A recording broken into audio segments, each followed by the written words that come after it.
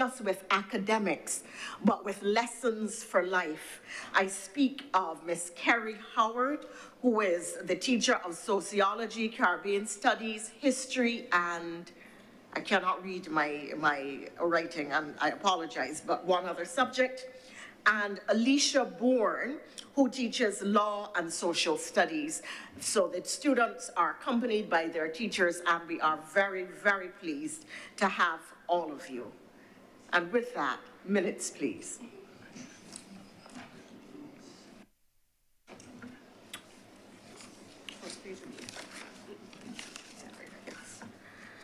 We have the minutes of the meeting held on the 27th of September 2024, which are now to be confirmed. Madam President, I beg to move the confirmation of the minutes of our meeting held on Wednesday, the 27th of September, 2024.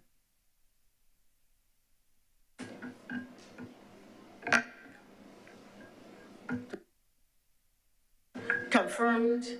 Presentation of petitions. No.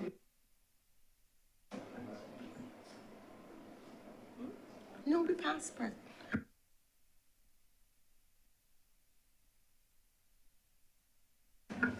The question is that the minutes of September 27th, 2024 be now confirmed. All in favor, please say aye. Aye. Those against, please say no. Minutes are confirmed. Presentation of petitions. Presentation of papers. Thank you very much, Madam President. I'm going to have to get adjusted to saying Madam President today. But before I get into the presentation of papers, I, of course, want to welcome the St. Michael's School and our guests today, along with Senator Nichols, who we are both alumni of the St. Michael's School. So I just spent the last 30 minutes with you, and I'm very happy to welcome you into the chamber. But the president of the chamber has done what many of us could not have done and has given an insight that is more than fitting.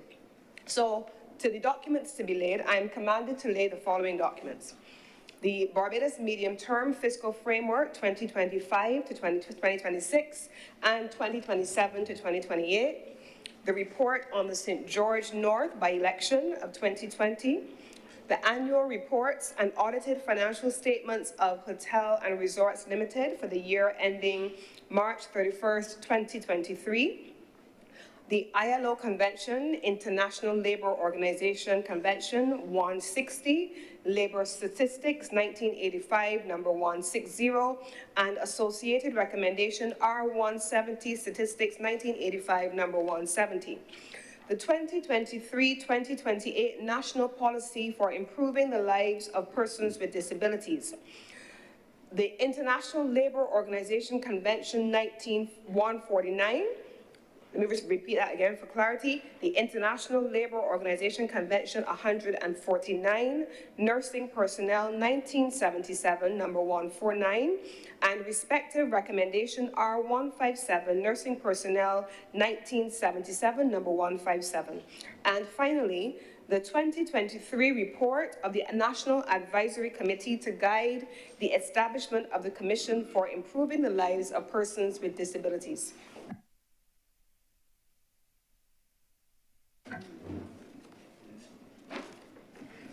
Reports from select committees.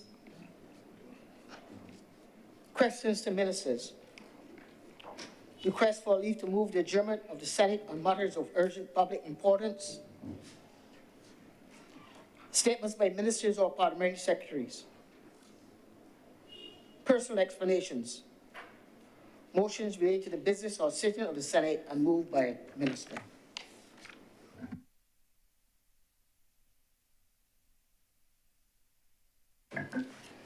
Thank you, Madam President. I beg to move two items. One, the suspension of Standing Order 45-2 in the first instance, and also I will come back to the second matter at a little later date. But 45-2, the Standing Order to be suspended for the remainder of today's session. The question is that Standing Order 45-2 be now suspended for the rest of the day. All honourable senators in favour, please say aye. Aye. Those against, please say no. The ayes have it. The second item, Madam President, is to move the appointment of a deputy president for the remainder of today's sitting, and I beg to move the nomination of Senator the Honorable Lindell Nurse.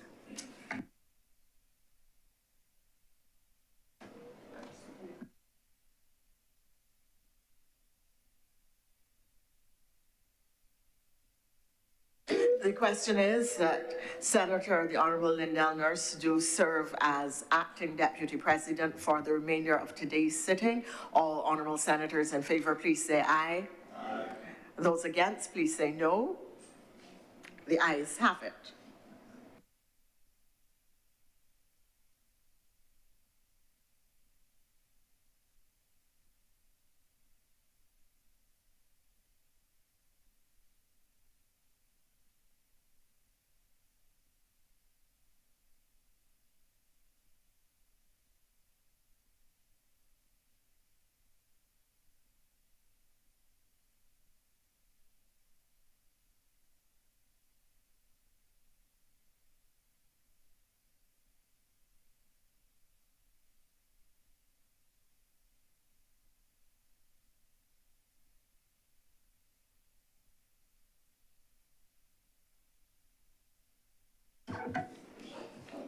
Introduction of bills.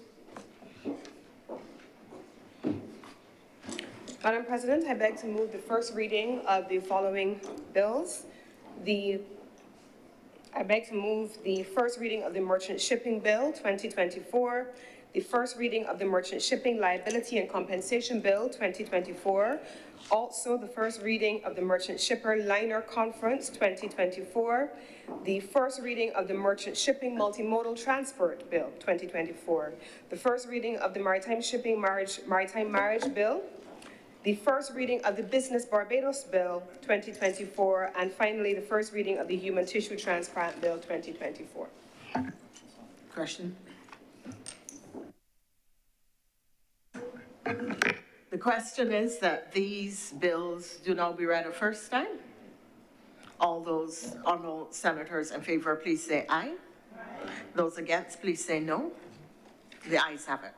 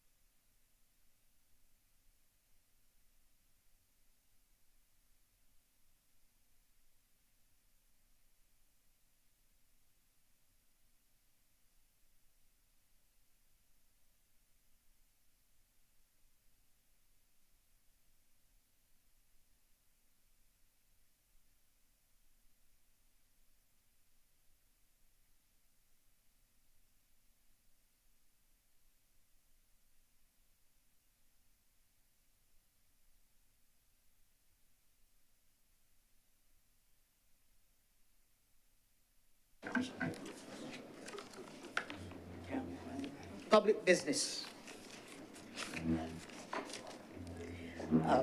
Madam Acting President, first item, public business today, I'm advised is order number 11, standing in name of the Honourable Leader of the Senate to move the second reading of the Business Barbados Bill 2024.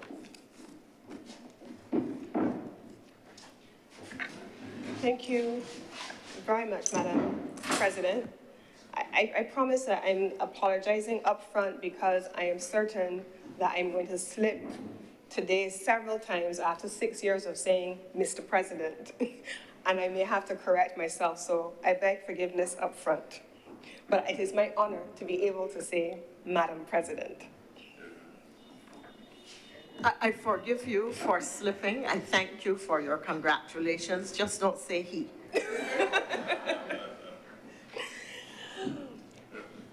Madam President, today I rise to introduce this bill, Order Number 11, on the order paper. But in so doing, Mr. President, as we start, in so doing, Madam President, I'm going to go through the legislation, yes, but if you look at the legislation, it's largely, for the most part, a benign piece of paper because it sets out the basic corporate structure.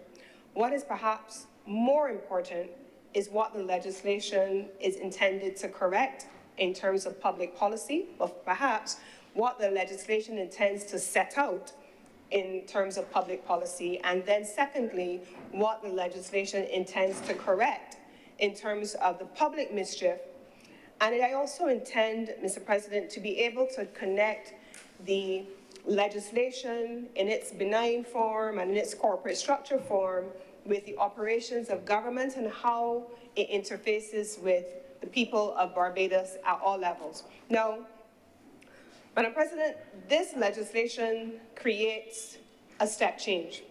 It is a transformational process that really is not reflected even slightly in the legislation that is before us, quite frankly.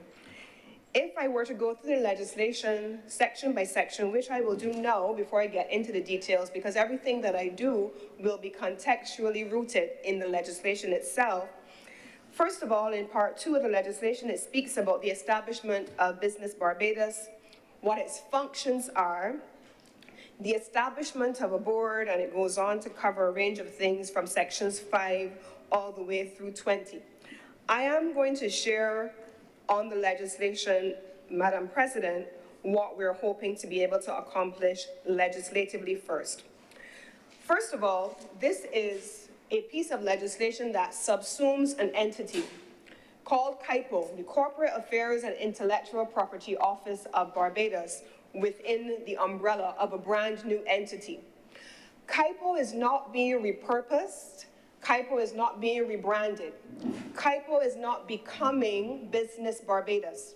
CIPO and its functions, including the 33 pieces of legislation that are covered by CIPO, will be subsumed within this entity called Business Barbados, and the functions of Business Barbados will be far more expansive than those that currently exist under the Corporate Affairs and Intellectual Property Office. Now, first of all, CIPO as it exists has quasi-judicial responsibilities. The registrar with responsibility for CIPO has a quasi-judicial function. That quasi-judicial function has been preserved in this legislation. And as you go through the legislation, you will see things like the registrar, but it doesn't even speak to the registrar anymore. It identifies the director of IP, director of companies, which now becomes a title of registrar, being exempt from being directed or reporting to the board or the CEO. That is because of that quasi-judicial function, as I mentioned before, being preserved. This is not an ordinary CEO. This is not an ordinary senior level official. If you have a difficulty with any of the rulings of an ordinary director in an ordinary company, you go above them. You go to the CEO. You go to their supervisor. In some instances in Barbados, all roads, they say, lead to the Prime Minister, as the nature of the country that we live in, and all roads lead to a minister.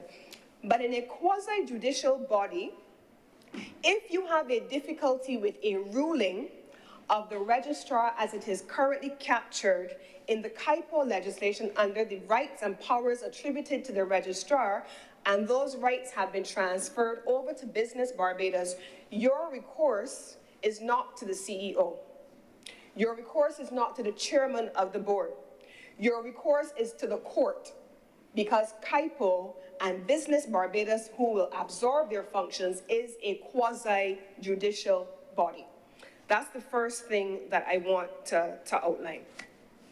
It now allows for the legislative framework to couch those functions within that quasi-judicial framing. Now, it allows the body, the entity, to take into account not just the Companies Act. The Companies Act at Cap 308 is one piece of legislation, but there are 33 pieces of legislation, both directly and indirectly, which fall under the administration of this office. Let me start there on that piece of work by saying this. Many of the pieces of legislation, Madam President, as you would know as an attorney and those who are attorneys in here, are dated. Many of them have existed for a long time. Many of them have been edited over time, through this chamber and the other place over time. And we don't have, for example, in any single place, a single consolidated text of, say, for example, even the Companies Act, which is one of the principal pieces of legislation governing the work of CIPO and soon to be the work of Business Barbados.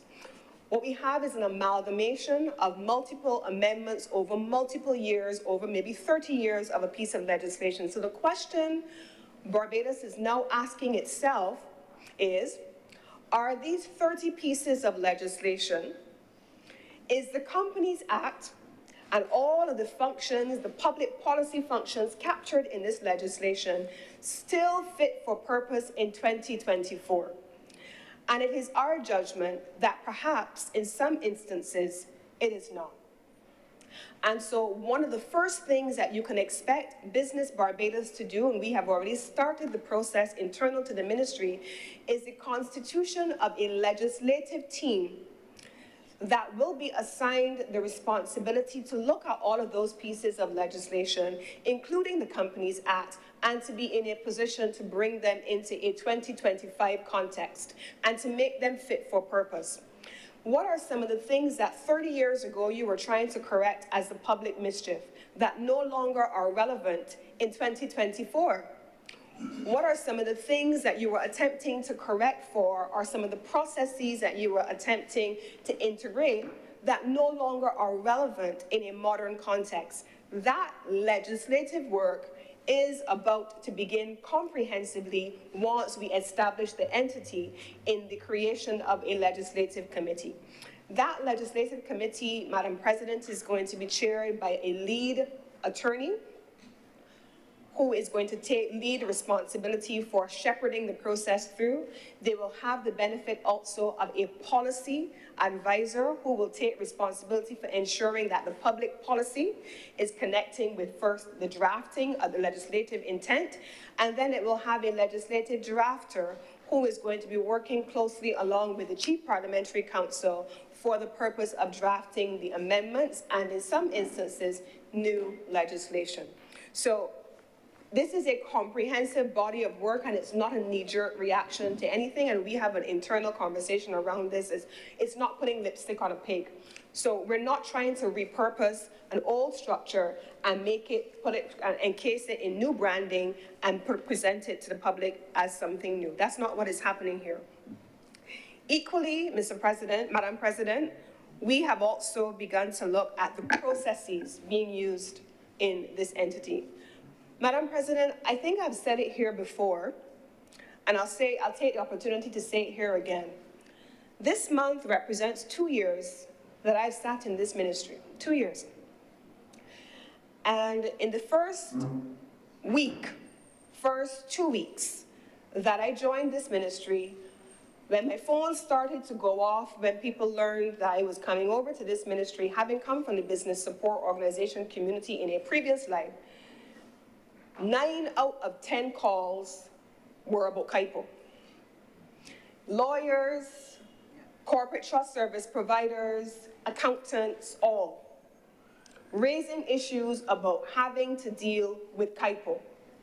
I need to register a business and it takes too long.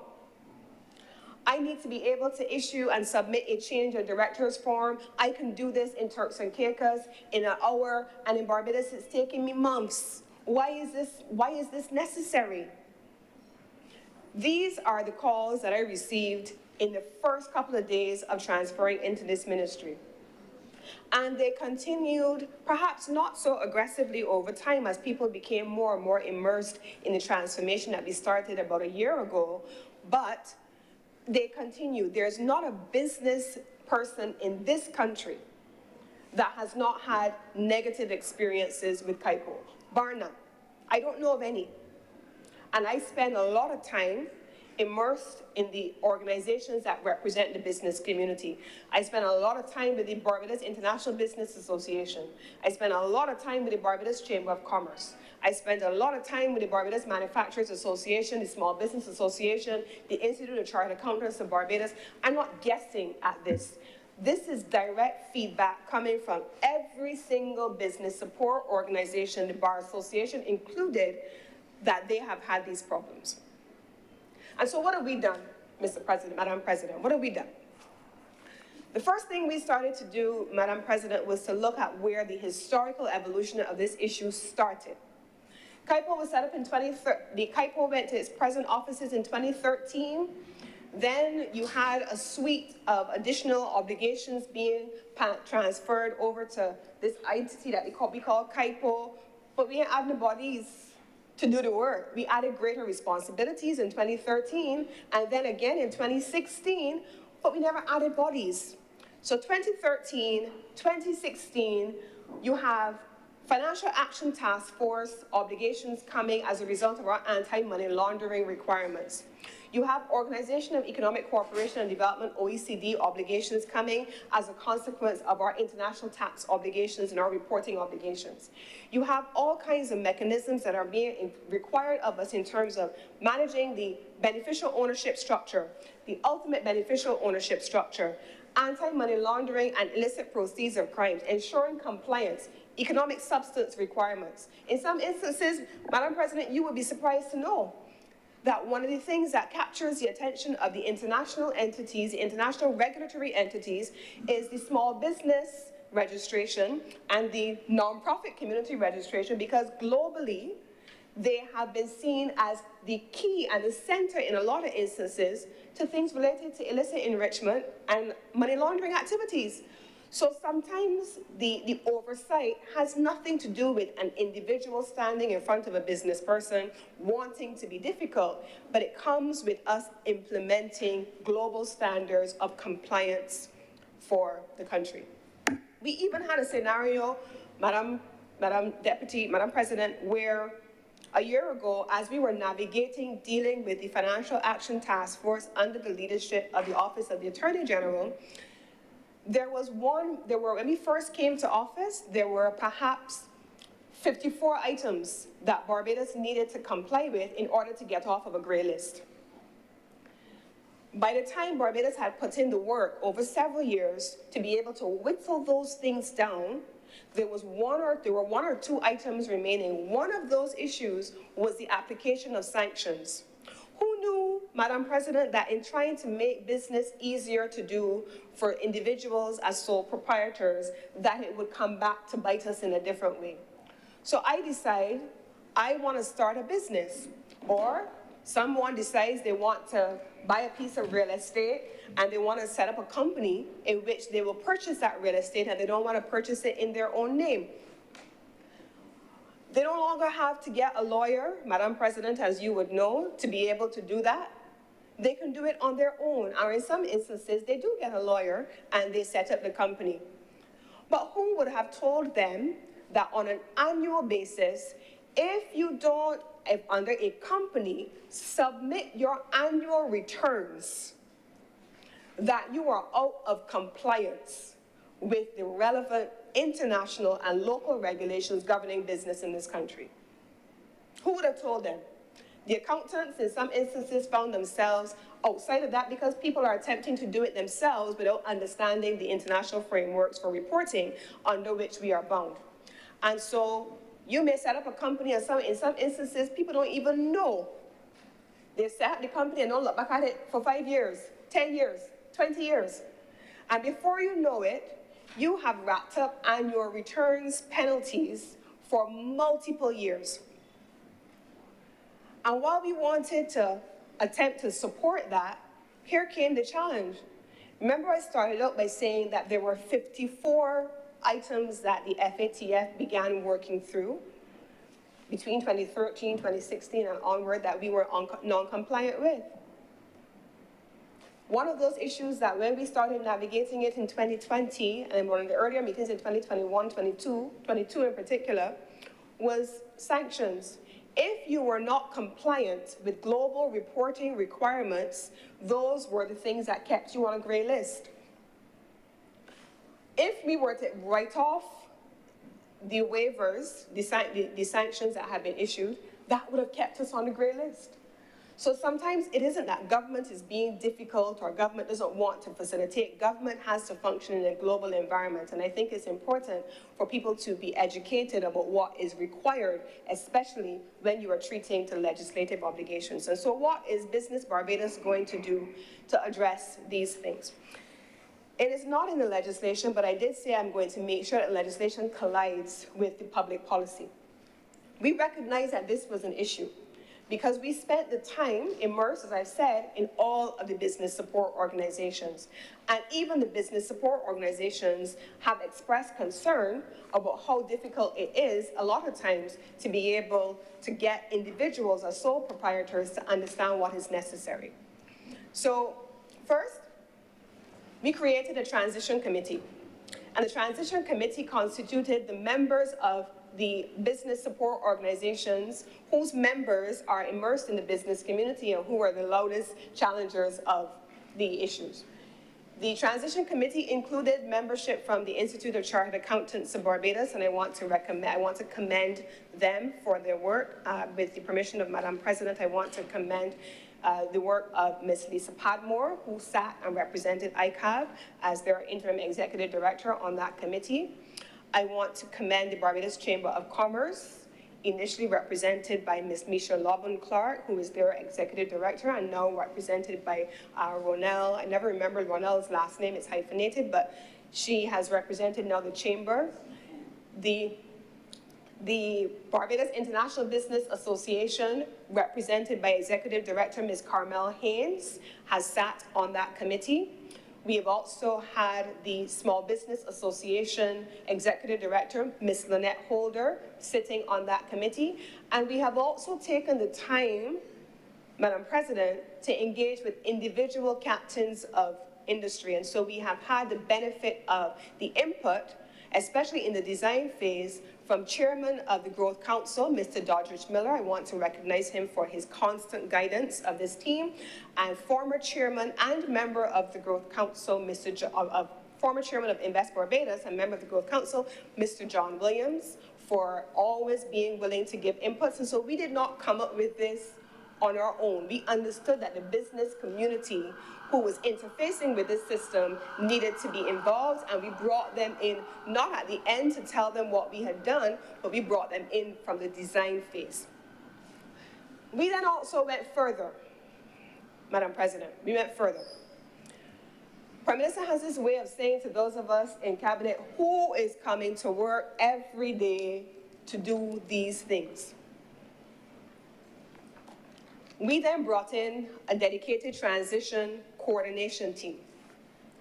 We brought in, to chair that process, one of the persons who would have led, in not a small way either, the business transformation of one of our major companies here in the country, Ms. Nakisha Reed. She has led the team. Also a former member, a well-established professional, Ms. Wienel Allen-Jones. She has been the deputy coordinator. I'm not going to call all the other names, but I mentioned them particularly as the lead. But in addition to that, Madam President, you will be very pleased, we brought on a lot of young, bright, open-minded people to be able to see this thing with new lenses. We didn't want to have, we had the transition team coordination of the BSOs. They were there. But you know, BSO, business support organizations. But young people have a different way of viewing things as opposed to sometimes persons who have a vested interest in making sure things go their way. So we had the vested interest there, of course, but we brought together a team of young, bright people. One of those persons came on board to do a complete business process reengineering. They undertook over 400 and almost 500 interviews with individual stakeholders, customer-focused approach, a customer-centric approach. We call it a customer-first approach. They spent time in the weeds, talking to people who were interacting with KIPO. They broke down all of the processes. There were over 447 processes under the legislation that I've referred to, and they broke down in a business process reengineering structure what those processes were. We brought in, Madam President, in addition to the business process reengineering team, a financial modeling team, because KIPO on its own generates in fees and charges around $7 million a year. We wanted to understand the financial structure around creating a new entity and ensuring that that entity was able to stand on its own through the revenue that it was generating. And so the financial modeling team came in, again, a young, bright male in this instance as well. We then brought in a branding team, not putting lipstick on a pig. We wanted to make sure that what we promised was what we delivered. And so they worked together with the team to be able to ensure that all of these things were coordinated. We then went further and we brought in, again, another male, a digital coordinator. And I'll spend a moment on the digital coordinator. So we looked at the technology platforms. So the way in which we deployed manpower 20 years ago, 2013 when the last earlier incarnate, when KIPO first moved to its current location, 2016 when it expanded a little bit further with no support, we wanted to understand, okay, so we're not just going to throw bodies or throw money at this thing. Let's understand how technology, artificial intelligence in particular, can then help us to be far more future forward. So we brought in a digital coordinator. We did, at the time, Madam President, a digital audit of our existing software, our corporate digital registry, which was launched in 2021. We looked at what that platform provided for. We looked at all the things that it was doing, all the things that it wasn't doing. And we have made recommendations on what needs to be the way going forward. So, Madam President, first, immersion with the business community who's interfacing with the system and who's representing businesses, but also, and I'll come to this in a minute, the business community who represents companies that are functioning in Barbados, but are equally functioning in competitor jurisdictions. And I'll spend a moment on that in a minute. Barbados does not exist in a world by itself, despite what some on the other side of the fence, or the political fence, would want us to believe. We don't live in a vacuum. We live in a global world, a global community, where things that happen outside of our borders influence what happens within them. We don't live in a vacuum, in a bubble, a make-believe blue and yellow bubble, that nothing that happens internally doesn't have anything to do with what happens externally. That's a false and a misleading concept.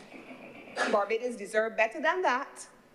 So when Barbados structures a KIPO or Business Barbados for Barbados, we ain't ready. What we've had to do is to structure a Business Barbados relative to who our competitors are and who are attracting business in the same way we are. Turks and Caicos Islands, the British Virgin Islands, Bermuda, St. Lucia, Bahamas. These are some of the competitors just regionally for Barbados to have business. Not to mention those that are global businesses in other jurisdictions like Canada. How many people know that the captive insurance industry, for example, is one of the things that Barbados has historically done really well on? How many people know that? How many people know that the captive insurance industry is one of the areas where Barbados has historically, I believe, been number 7? Now, we have a direct competitor with Alberta, Canada, and so we have to ensure that Barbados is always building institutions, structures, processes, legislation, and the overall policy framework with a view to who its competitors are. Business does not owe us anything. Companies don't have to come to Barbados because we say so. Companies can come to Barbados, they can go to St. Lucia, they can go to Bahamas, they can go to TCI, depending on what their business is. They can take their domicile wherever they want. we have to give them a compelling reason to come here. Once upon a time, that compelling reason used to be that we were a low-tax jurisdiction. Effective January 2024, as a consequence of global tax rules and the OECD Global Convergence Tax Policy, we have now had a shift globally in tax policy, and where the minimum tax globally under the OECD is set at 15%. So you're no longer having an effective tax rate in the same way 5.5% that you used to have. It's a global convergence tax rate. So if we're not competing on tax, low here versus higher there, if you're not competing on tax, what are you competing on? You're not competing just on sun, sea, and sand, right? Those are superfluous notions when it comes to business and their bottom line. So what are we competing on? We are competing on a range of things, including the fact that Barbados has to position itself as that place to do business of choice relative to any other jurisdiction in the world. And so what did we do? We did a competitor analysis. We looked at every other jurisdiction in the region and beyond. We now know who is competing for what segments of the business. We now know which aspects of global business are going to which jurisdiction. We can tell you in all of those processes that we have business process re-engineered, Madam President. We can tell you how long it takes to do every single one of those processes in every one of our competitive jurisdictions. We can tell you how much it costs in every one of those competitor jurisdictions. We can tell you that because we are positioning Barbados as that place to do business. So the creation of Business Barbados, the entity, now is going to absorb all of that work that we have been able to do as a team and then position Barbados globally to be able to attract business. We can't go after every segment. It's not possible. We can't compete on everything. Not possible. And I know that we always talk about things like picking winners, whether it's a good strategy or a bad strategy, but we got to pick some winners when it comes to this particular space. And so we have made determinations in collaboration, and we will be working very closely with Invest Barbados and with the Growth Council to be able to identify where Barbados needs to position itself for the purpose of attracting, retaining, and where businesses choose to go elsewhere, replacing business. And why is that important, Madam President? I want to spend a moment, I'm going to come back to the actual legislation, but I want to spend a moment. I want to connect this, Madam President, to our development conversation. We sit in the Honorable, the Senate, and I remember I had a university lecturer in public international law. I never forgot his words. His name was Professor Stephen Vassiani. And he said to me at the time, not to me, the class, that if you take each subject that you are doing in isolation and you don't treat to them as though they are a coherent part of your knowledge base, and that you are immersing yourself in a discipline, not just in a subject, but in a discipline, you will be at a disadvantage. And so I have always approached everything since that 18-year-old piece of advice with that in mind. I don't view things in compartments. I take things all together. So go with me for a moment to the estimates of expenditure for 2024, 2025. In the Ministry of Health and Wellness, the annual expenditure assigned to the Ministry of Health was $236,347,534. Let's round it off at $237 million. If we go to the Ministry of Education, the Ministry of Education's allocation in the estimates of expenditure for 2024, and this is the ministry that gets the largest chunk historically across governments, without question, the largest chunk of the government's expenditure to education typically amounts, this last year, was $417,333,000 $315,778.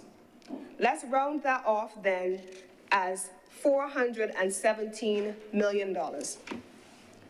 Where does government expenditure go? Healthcare, education, and everything else is a smaller share. Where does government's revenue come from? We talk about tourism. Tourism is there.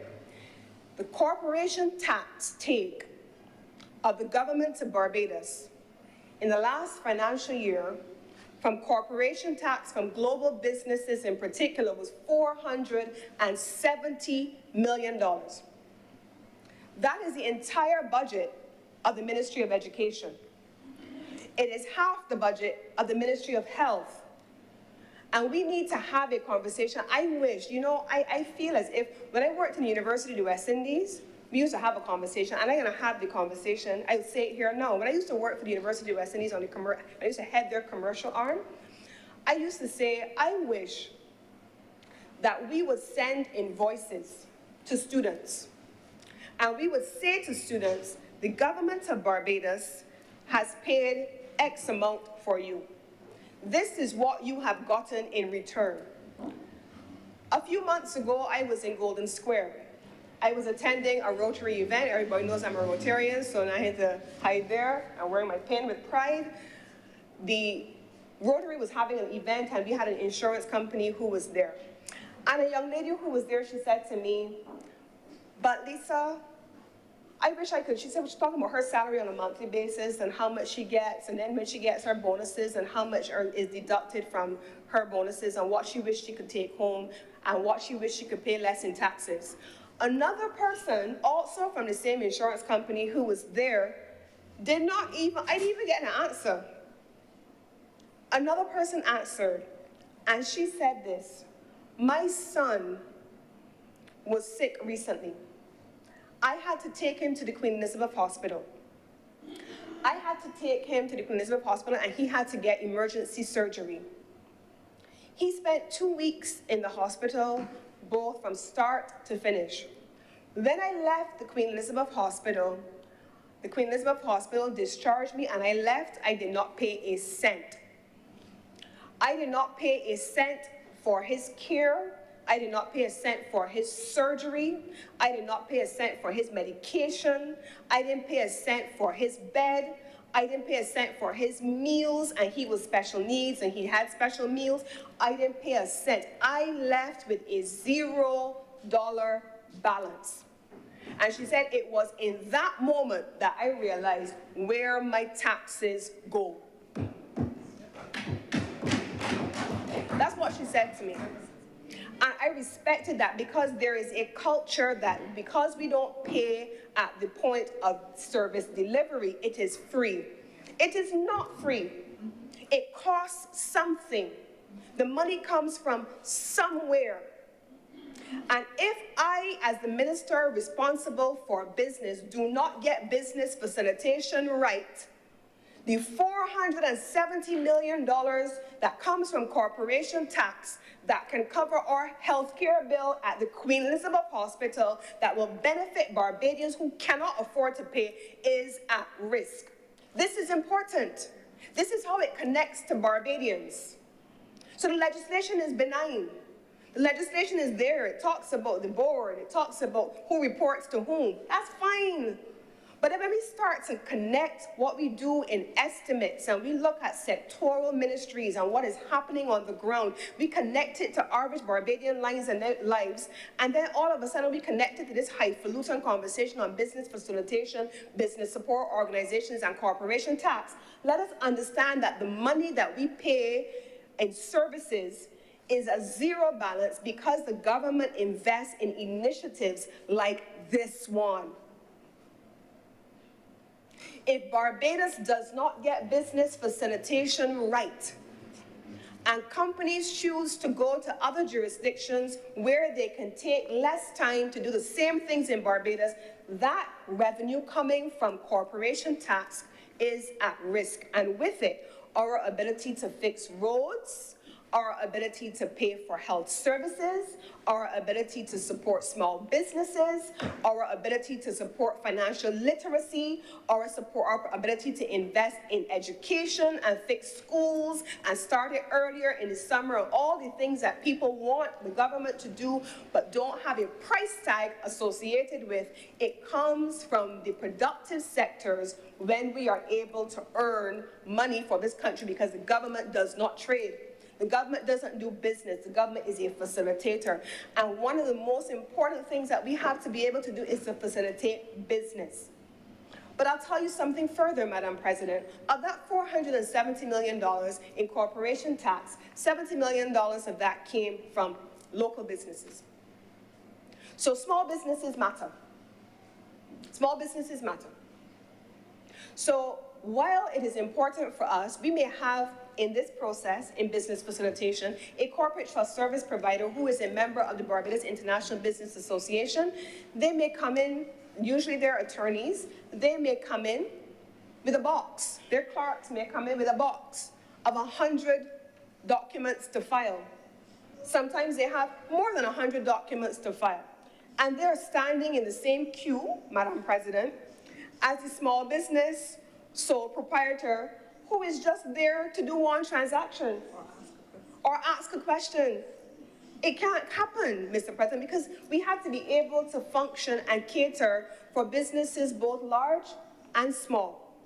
And it is for that reason, Madam President, that we have created one within Business Barbados, a business advisory support service that allows small businesses to have the benefit of a person who is there front of the office to deal with their queries, to answer questions, to guide them, and to ensure that they're able to navigate their way through what we know to be sometimes a complicated system. Because we're not putting these measures in place just because, as I've outlined, there are 33 pieces of legislation, direct and indirectly responsible, well, underneath this entity. So anything that they're doing is a legislative responsibility. But Ms. Bradford on the Pike Corner bus, who has a company, a small business, a small shop, what does she know about and has been immersed in something like the Companies Act? Do we require it of her either? No, not this government, not this administration, and not this ministry. So what are we doing? A business support advisory services will be created under Business Barbados to be able to guide small businesses through the process of navigating, setting up a business, reapplying on an annual basis depending on what is necessary, submitting annual returns, whatever you need, you now will have a dedicated support mechanism for small businesses. In addition to that, Madam President, what we have also done is to look at how the office historically has been structured. You would have an officer who, and I'm being very honest, an officer who may have come from the Ministry of Transport and Works today, and them don't know nothing but business on any given day, because that's not, it's central government. So in central government, you're subject to transfer, right? So you put an officer who came from the Ministry of Transport and Works, and all of a sudden they're right there. But they're as out of their depth as the person who was coming in to see them.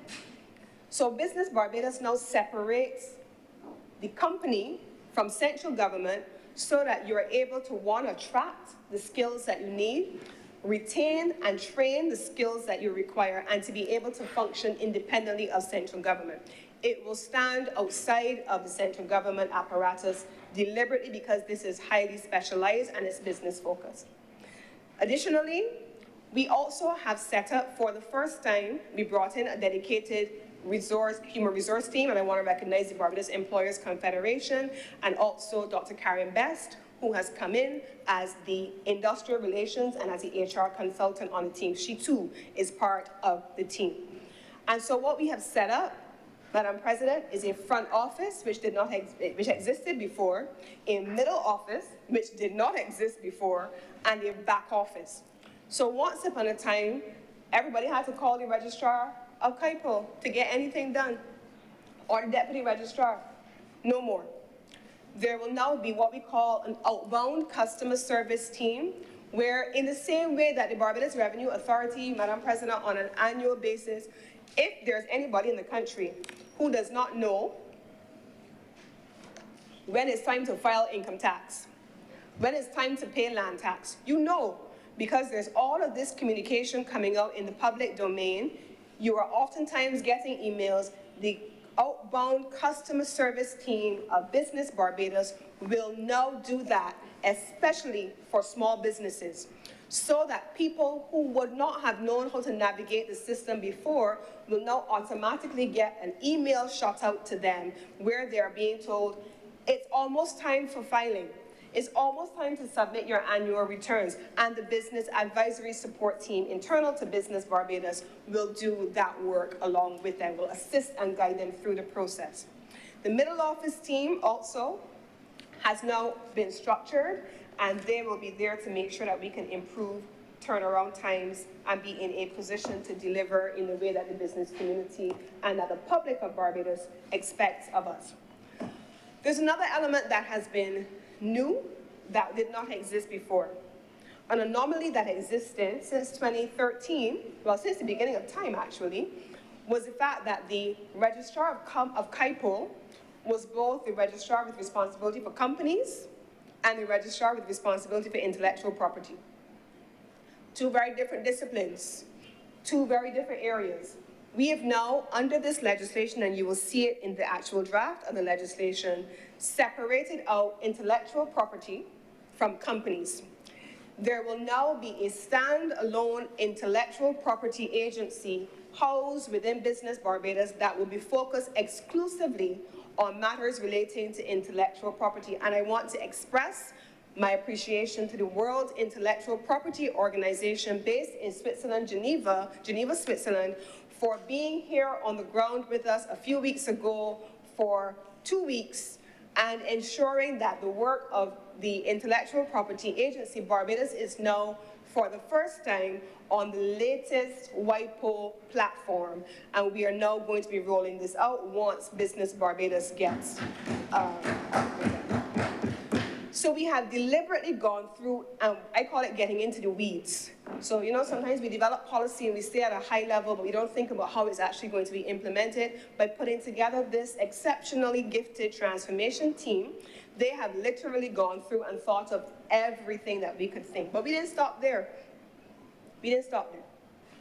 We then went through, Madam President, to ensure that when we construct a board, and the board is set up also in the legislation in section 8. We established the board.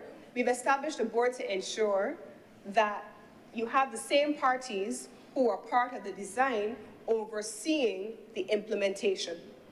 So you now have the Chamber of Commerce who will sit on the board, the Small Business Association to sit on the board, the Barbados International Business Association sitting on the board, and then a number of individuals who are private sector oriented and consumer oriented, but business oriented, sitting on the board to be in a position to support the rollout of Business Barbados.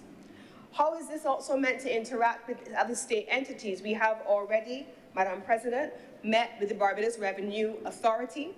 We have already integrated the digital team from Business Barbados with the digital team from the Barbados Revenue Authority, notwithstanding the current challenges that they may be facing, but the expectation is that we want to make things easier for Barbadians. If I was not in government, I may not know some of the things that are required and where to go and to find them. And we have to make it easier for Barbadians to navigate their way around the systems. And so the intention here is to have a single entry where once you come into the Business Barbados space, it allows you to connect to all of the other services of government that may be ancillary or related to you doing business. The National Insurance Scheme, the Barbados Revenue Authority, Customs and Excise Department, Immigration Department. And so the platforms that we will be rolling out and introducing over the coming year will be those systems that are interoperable and allow for us to be able to build on a modular platform and then be able to integrate other services as they evolve. But we also know that in as much as it may be future forward today, Madam President, in 2024, times change. CAIPO itself as an entity has said that to us loud and clear. the way in which KIPO may have been set up, the way in which KIPO evolved, is not what KIPO needs to be now. So are we creating institutions that are dynamic now but static in another week?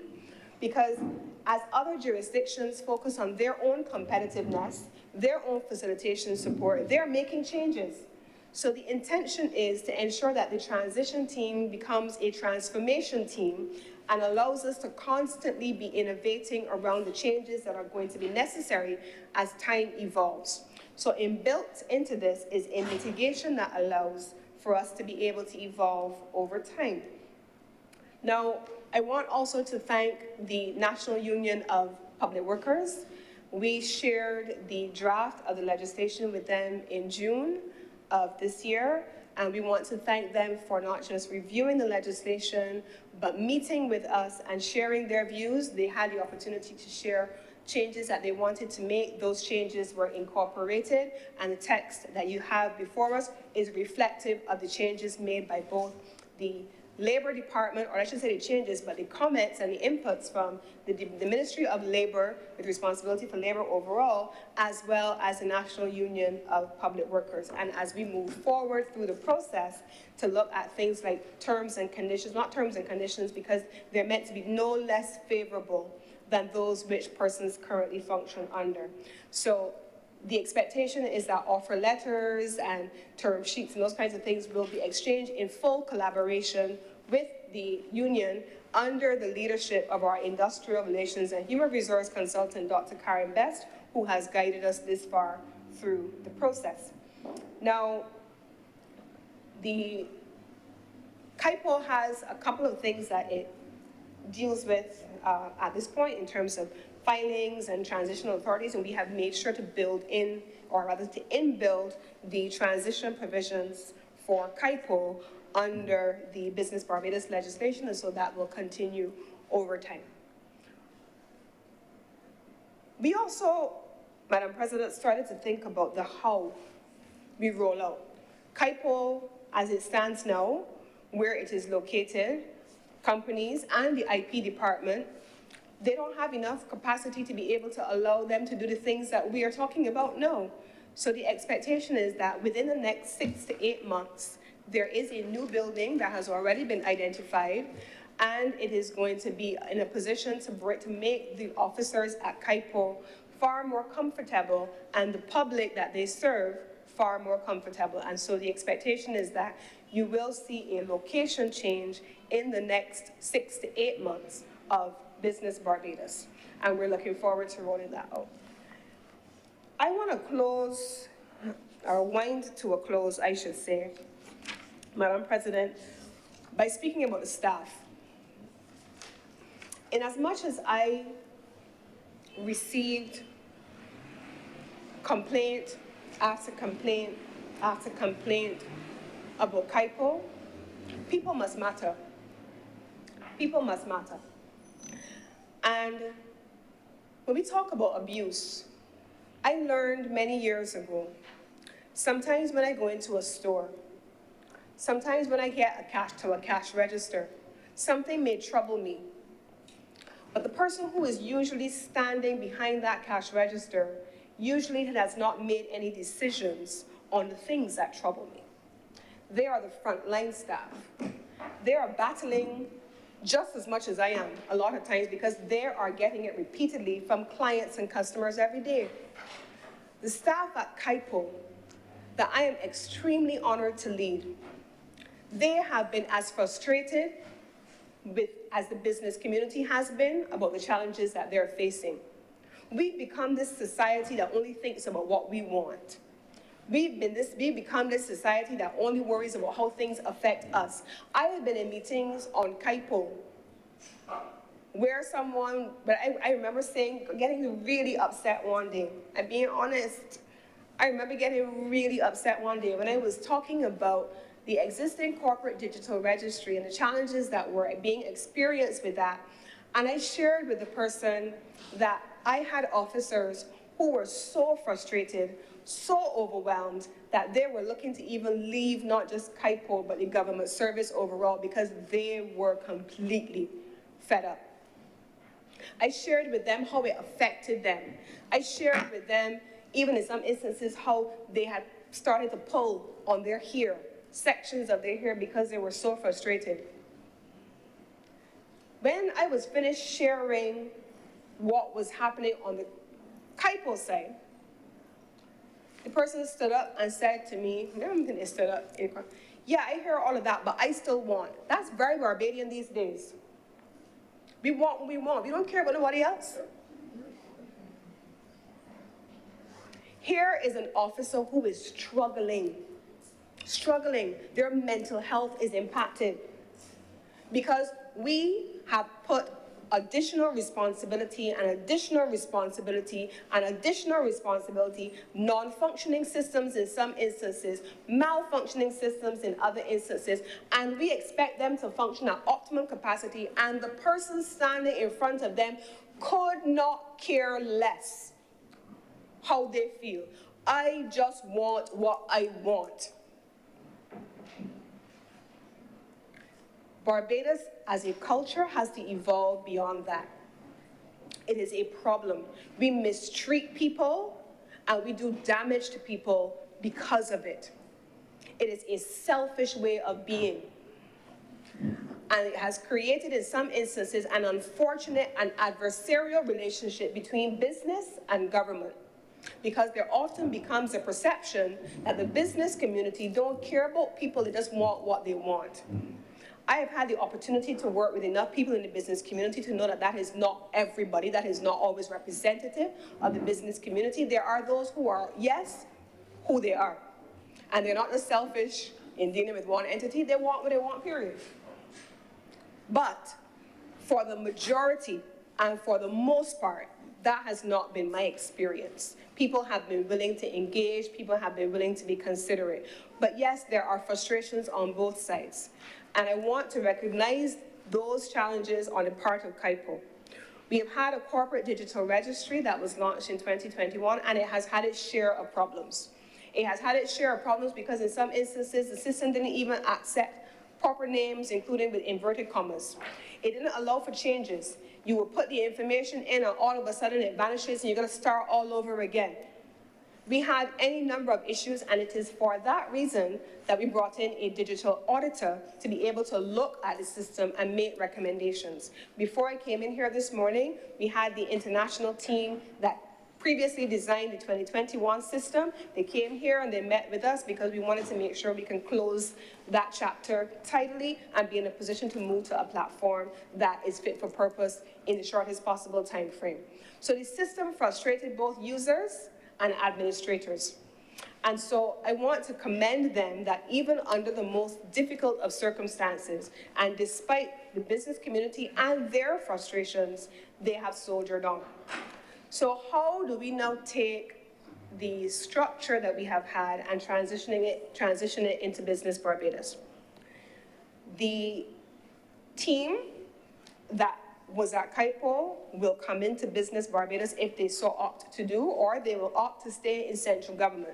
It is their choice. There are no persons who are being sent home from KIPO to create Business Barbados. Persons will have the option of either staying in central government in a role that is appropriate to their skills and their appropriate level, or accepting an offer letter to come over into Business Barbados.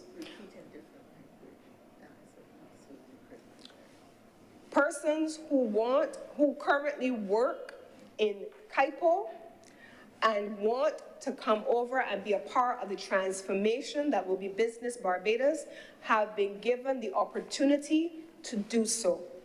They have been given the opportunity to do so in legislation on terms no less favorable than those that they are currently working under. In fact, we have agreed that the same model that has been used with, in particular, most recently, the National Insurance Scheme transformation, where the terms are more favorable, that they have the option of so doing. If they decide that they do not want to come over to Business Barbados, they can opt not to go home and look for a new job because they are public officers, but they can opt to remain in central government. So the expectation is there will be a seamless, people-centered transition over to Business Barbados, and people will not be disadvantaged. We are not sending people home for Business Barbados. I want to make that clear. When they come over to Business Barbados, however, and I have outlined a whole heap of very lofty and transformational ideas in my presentation, and over time you will hear more. But you can't give a man a basket to carry water, right? You have to give people the tools. So I want to recognize the Barbados Employers Confederation and Dr. Karen Best for working with us in developing training, capacity building, employee improvement plans, performance metrics, incentive structures that allow people to focus on the things that need to be focused on. We've just agreed over the course of the last 2 days that the officers also need to have an opportunity to be interfacing on the user side, because if you are designing something and you are just an administrator or a regulator and not a user, then you're going to design it for your purpose, but you're not thinking about the end user. So the officers in Business Barbados will equally be required to be immersed on the user side of the platform. So they're thinking about the people that they're serving, how the people they're serving are interfacing with the system that they're working in. And so all of that is now being done. And I have every confidence that the team that we have engaged over the last year and a half, who has helped to design this process, the team that we have engaged for the last year and a half that we have allowed to give ideas, recommendations, what are the things that they see, what are the things that they imagine they need. These are real life people that they will have the skills and the tools and the capacity building and the exposure that they require. One of the first things that we expect to do, Madam President, is to also begin the process of recruiting. KIPO will go over the first 3 years to a 50% increase in manpower resources, of course trained. In the second year, a 75% increase in manpower resources. And in the third year, 100% increase in manpower resources. You can't carry water in a basket. So not only are we training up the existing staff, but we are adding bodies to ensure that we have the ability to deliver what we say we want to do. So I am certain that there are any number of things that will come up during the course of today's discussion.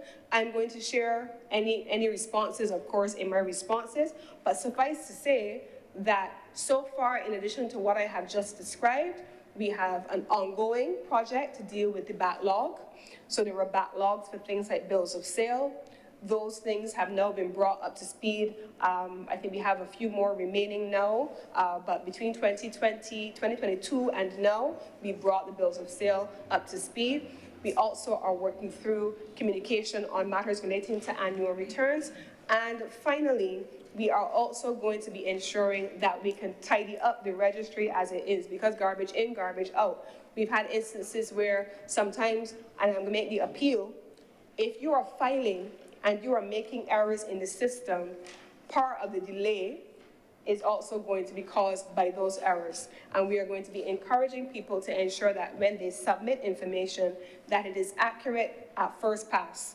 And if not, rather than letting the system take the information incorrectly, leaving it there for how many ever days or weeks before it comes back to you to say that it is incorrect, just like if you were to go to a U.S. Embassy online and you were applying for a visa or something like that, if the information is not accurate, you can't submit it. If things are missing, you can't submit it, and it will tell you what is missing.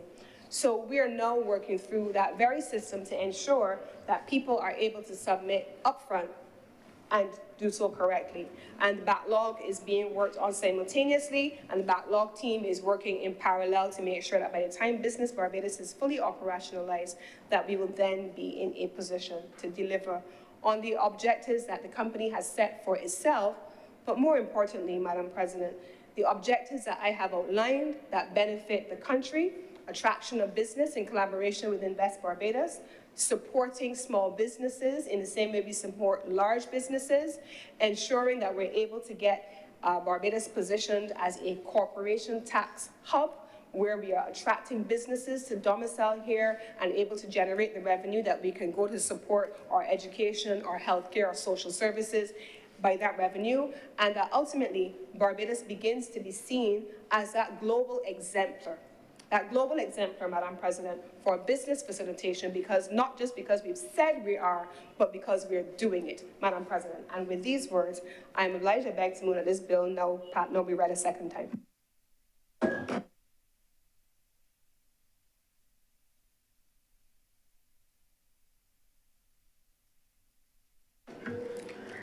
Senator Walters. Good morning, Madam President. Good morning, my fellow senators. Madam President, I listened quite intently to the presentation by the Honourable Senator, and to be honest, she addressed many of the concerns that I would have had in my notes. But while she was presenting it, it just came to me that we are asked to support a legislation that is structural in nature. It speaks to a structure to have some level of improvement in a specific area, but we have no other insight into how the proposed structure, how the government sees the proposed structure will benefit the business community. We've heard some of that, but there's no accompanying document that at least gives a guide of the work that was done, the work that was carried out, the committees that were formed, some of the outcomes, and so forth, to help us to make a decision that we will support the structure. So we are supposed to listen intently, make quick notes. The public will read a couple stories in the newspaper, and we will believe that we now have a bill that will overnight or in short order make business in Barbados facilitation much easier. So, Madam President, a couple of things came up before I get into my actual presentation. And one of the early comments by the minister, or by the Honourable Senator, was that there are 33 pieces of legislation that fall under the administration of this department as it stands. And that the goal is to make these pieces of legislation fit for purpose.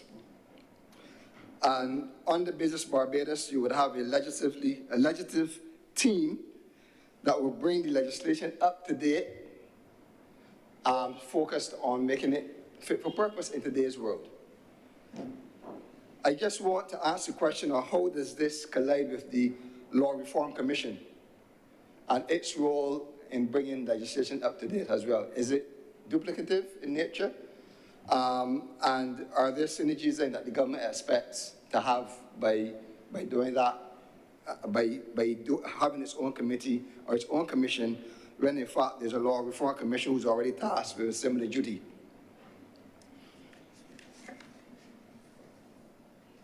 I was delighted to hear that there was a transition committee. There were bodies of stakeholder groups that were involved in kind of designing the transition. I wasn't invited. That was designing the transition. And then there's a transition coordination team that will be implementing some of the things that came up, etc. Delighted to hear also that we will be adding to the complement and not reducing the complement of staff, and that no one will be left out to sea. It will be up to them to decide the move that they want to take. And the minister spent a considerable amount of time explaining to us the importance of tax revenue. And I think it was a very important conversation for her to have. And I will get into some of that in the content of my submission in a few minutes. Madam President, when this piece of legislation came into my email, well, I saw it on Tuesday of this week, my first action was to reach out to persons that are in close contact with the KAIPO on a daily basis. Again, the legislation is very structural in nature, to get a feel for them of some of the challenges that they would have when they go to the department, including some of the things that they would like addressed, etc. There were so much things that came up, and I agree with the minister that no person thought that they received an acceptable level of service from the department in its current form. No person. They want things done faster. They don't want to pay through their noses either to get things done. Time is money, as we know. And they also want easier and smoother way for create new opportunities for them. And I'll speak to that shortly as well. But it is about better management at the department, was how I summed up the responses that came in. Efficient and modern practices, a more customer-oriented atmosphere, and I mean, some of the persons that I spoke to, one person in particular, she said that KAIPO, in her opinion, and with her over 15 years of experience dealing with that department, has now gone from being the best in its class as it relates to registry to the worst. They said that there seemed to be improvements during the COVID period, but for some reason, it was getting back to pre-COVID times as well. But efficient and modern practices, more customer-oriented atmosphere, better management of the department. Time factor is important, and you alluded as well to the fact that we are not in isolation. What are our competitors doing? Processing an application and approving it in 24 hours or less in some instances.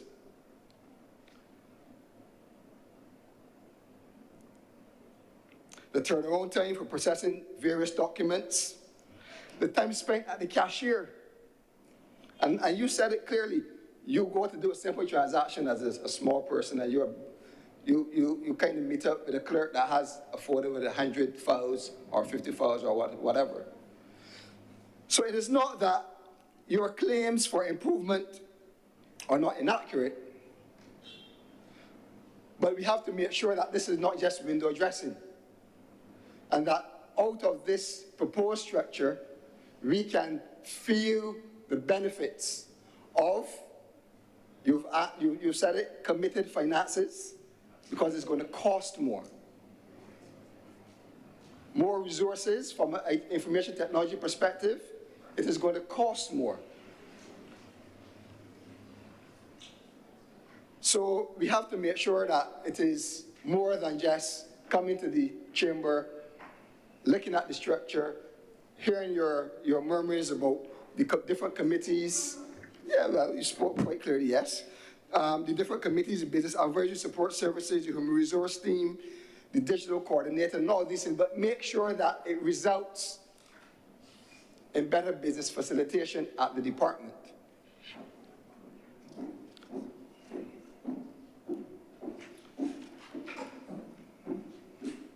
There is a wider discussion about business in Barbados in general, in which I will spend a few moments on as well. You mentioned small business and the ability and the importance of local small business to that revenue collection that will pay for us, for our education, that will pay for our health care, etc. And I don't think that the government has been doing enough in the small business sector. I know that there has been one flagship program called the Trust Loan Fund, which we have been told that young people are getting involved into micro-enterprise. We are not sure if this program is based on political patronage, Madam President, or if it is a genuine means of developing micro business in Barbados. We have not had timely updates on the fund. We don't know how much it costs to administer the fund. We don't know if the fund has met its mandate as it relates to businesses moving from one stage to another. It is not only about saying that you have funded X amount of entrepreneurs or micro business owners, but have you taken any micro businesses into being small businesses, any small businesses, and moved them up to being medium-sized businesses? It is called developing, have we developed our micro business into small businesses with this fund? So we are asking the questions. We need an update. The country deserves an update on the Trust Loan Fund. I watched closely that in the week of the anniversary of the Small Business Association, a lot of noise was not made as relates to the progress of our small business sector, the state of the Trust Loan Fund, and how our small businesses are contributing to the economy. As relates to cost, we are moving to a structure now that, on paper, it seems to be quite, one would say top-heavy. You have a board, you have a CEO, you have registrar, director of intellectual property, then you have 3 lawyers. You have a senior legal counsel, a legal counsel, and a legal administrator. So you're moving to, you have more management in terms of bodies, you have your board, you're increasing staff as well. As you said, you're going to double the staff complement, pretty much. But will this translate into a cost of doing business at Business Barbados when it is implemented? A small business person finds great difficulty in paying the fees to incorporate their business. So are these moves going to increase the cost of business to our small business community? Or does the department recognize that these costs will not be carried up, and they will be looking more at efficiencies to bring in new business that will buffer the increases in the cost that the department now has to bear? Like you, Madam President, like the Minister said, I did take a look at the estimates of expenditure for 2024-25, and the payroll, I think, is, for this department, has about 39 persons with about $2 million in expenditure. But based on what we've heard today, it looks as though that also will be more than doubled in terms of the expenditure. If you're doubling the staff, and if you have a new senior management team of a CEO, you have a new management team of a director of intellectual property, you have senior legal counsel, and legal administrator, along with doubling the workforce. So we have to be careful that amidst all of the improvements, that we're not going to have to transfer that cost burden onto those who seek to do business at the institution. As it relates, Madam President, to what I term the senior management team at Business Barbados, in my opinion, there are two notable omissions. In this world and age where we are so vulnerable, and it has been seen that we are vulnerable as a society, as a business, as a government, to cybersecurity risks. I would have expected to see on that senior management team lineup someone in charge, a lead person on information technology and network security. Madam President, I raise a point of order. The Honourable Senator, albeit unintentionally, I'm sure, is misleading the Honourable Chamber. This is the structure legislatively, but I'm certain that you are all aware as a senior business person yourself that legislatively every role that is required in an institution is not captured in the legislation. Even in the case of the Constitution, you have a Prime Minister and an Attorney General. There's no mention of a minister, but yet you have ministers. And so there is no expectation that we would not have an entire legal team because it's not captured in the legislation. Thank you, Mr. President. I believe that the role is important enough that it should be captured in the legislation.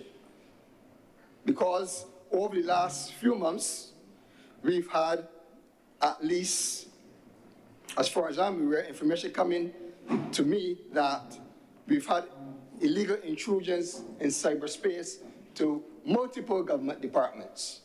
And that if we are supposed to take cybersecurity and network security and information, security of information seriously, that the position should be legislated. So I understand that everything will not be, but I have identified two positions of which this is one that I believe it should be legislated because at any single time we should have a person in a post overseeing that our information of our businesses, of our directors, of shareholders, etc., is safe and secure. And some of the offices that I have heard has been hacked, the Audit Office, the Barbados Government Information Service, the Police Service, the Caribbean Broadcasting Corporation, even the Central Bank of Barbados, Madam President. The Ministry of Energy and Business is on the list that I have seen. I don't know if the minister can clear it up. And one of the latest victims is also the Barbados Statistical Service. So there's a whole list, including the Queen Elizabeth Hospital, whose environments have been compromised. So I'm saying to you that it is important enough, given the move to improve. If the Honourable Senator has a list or a document and is seeking to make that a document of the House, that we can verify the information. But I'm not hearing that. No, it's not a document, Madam President. This is my notes and information that I have seen or came across or was made public in the media. So you are citing the newspapers as your source? I am citing the media and press releases from the Government Information Service as well.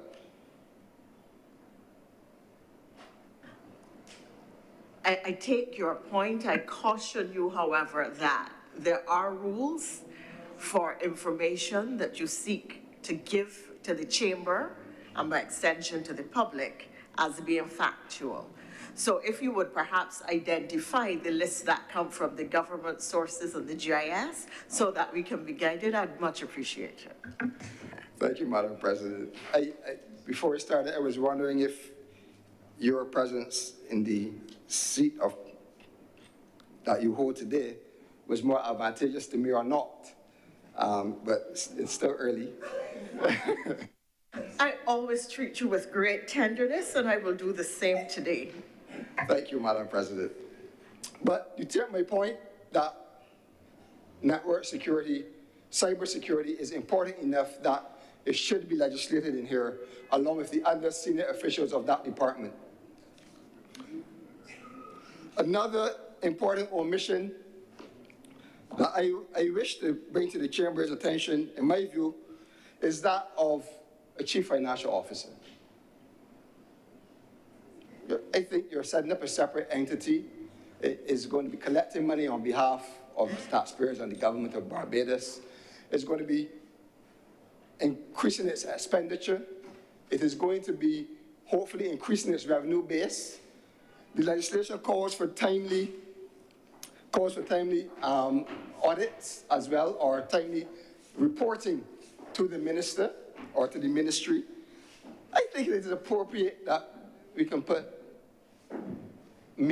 ensure that we don't just have a finance officer, but we have somebody that is accountable for the financial affairs sitting at the head of the table.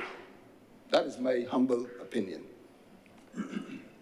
Now, as it relates to the audit of the department, I firmly disagree that that should be conducted by the Auditor General's office. We are well aware that the Auditor General's office, and by his own admission, is understaffed and has had challenges for many, many years. If we are serious about getting financial information out of this entity, Business Barbados, the Auditor General's office is not the place.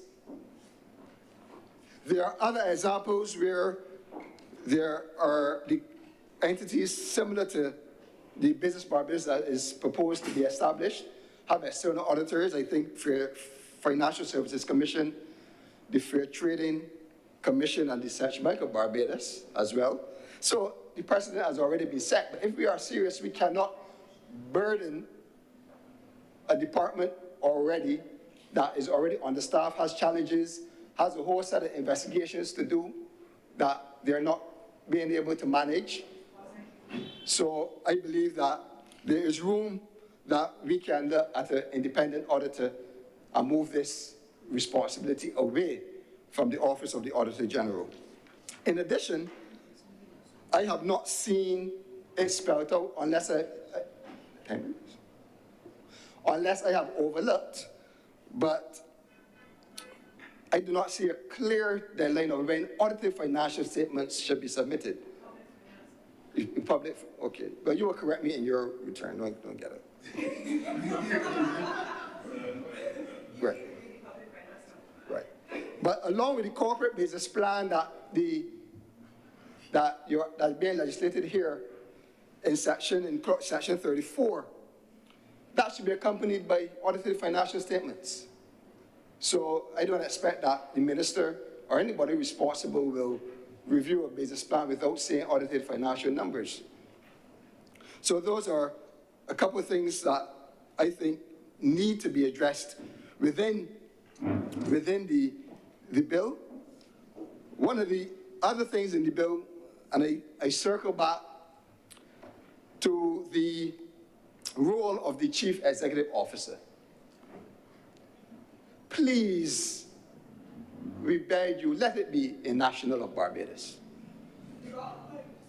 Please. We have enough competent people in this country that I am sure can fill this senior management role in this entity. It is not, you have to apply. Why do we have to go outside after we started this session with students from the St. Michael School, and you're thumping on the desk, and you have a young man here, Madam President, who's graduated from the university and who's on his way to greater things. And we don't need to look outside to fill the post of the CEO.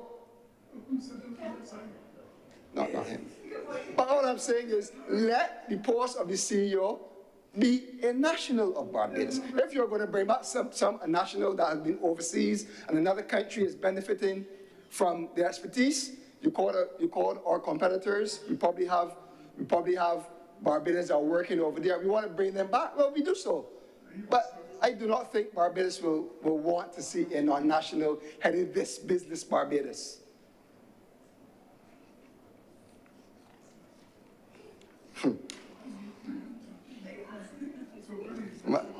Madam President,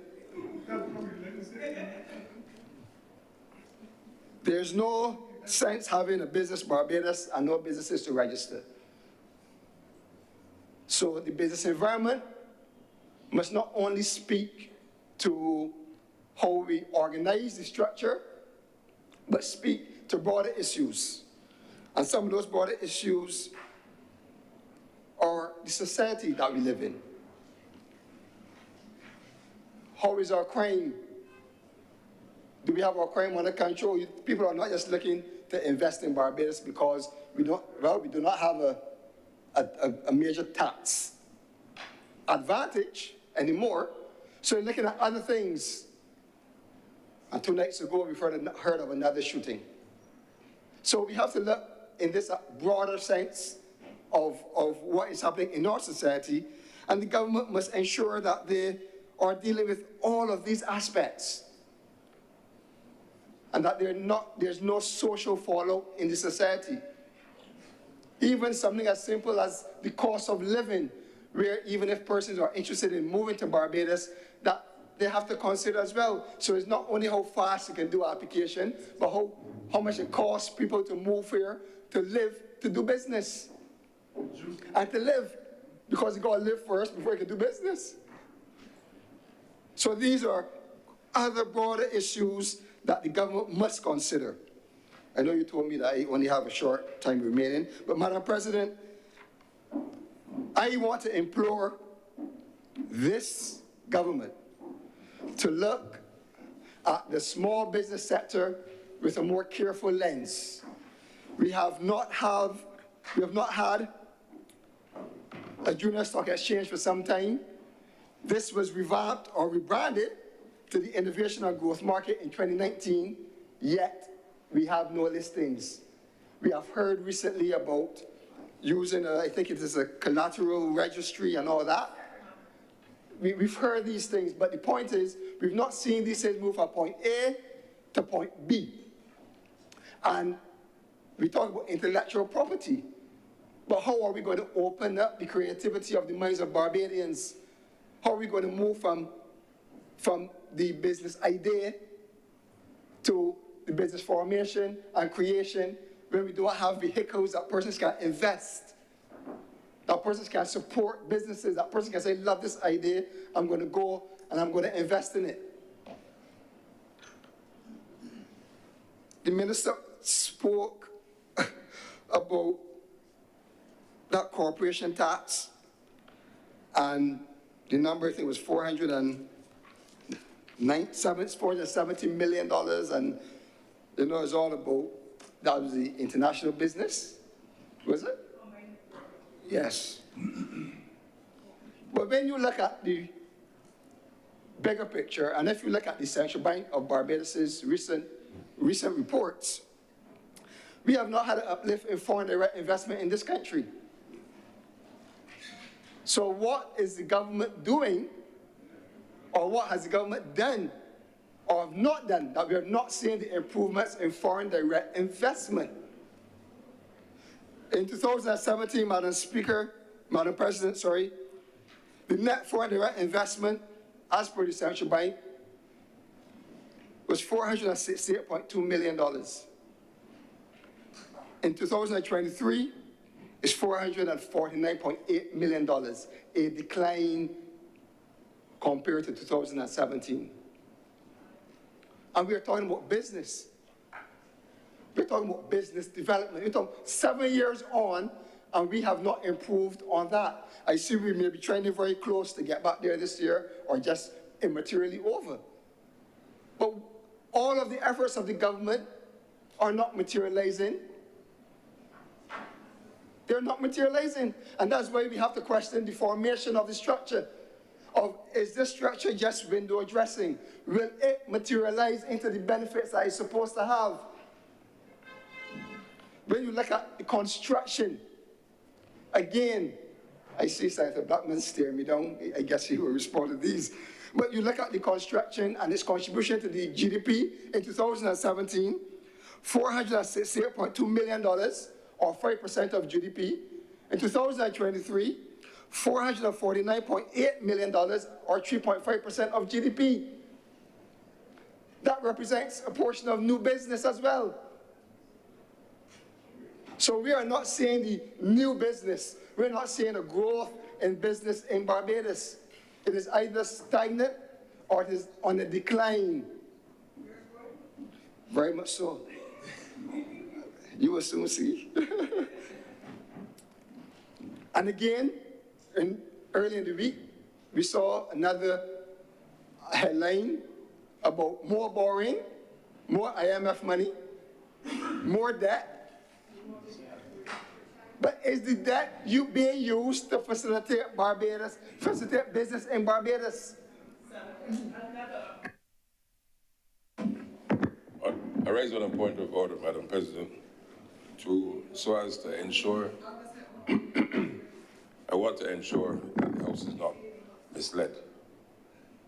The House is being misled, Madam President, in circumstances where it is being thrown about that there's increased debt in the country. And we must understand, and the Senator should understand, that the facts are clear, that Barbados's debt level continues to be on the decline. The economy has been rebased, the GDP has been rebased, we have a larger pool, and our debt to GDP ratio has now decreased. And we also have recently 2 upgrades within a matter of weeks. Equally, it is completely different to when in 2017 and around that period where we had 23 downgrades. I just want the record to reflect, and I would encourage my honorable senator to not mislead the House with untruths. Madam President, I am a Barbadian and I'm happy for the upgrades that most Barbadians are. And I am not misleading the House. As per the Central Bank reports, in 2023, the debt of the government was $14.8 billion. At September 2024, the debt is $14.9 billion. So I am not misleading the House. We are talking about 2 different ways of looking at the debt situation in Barbados, Madam President.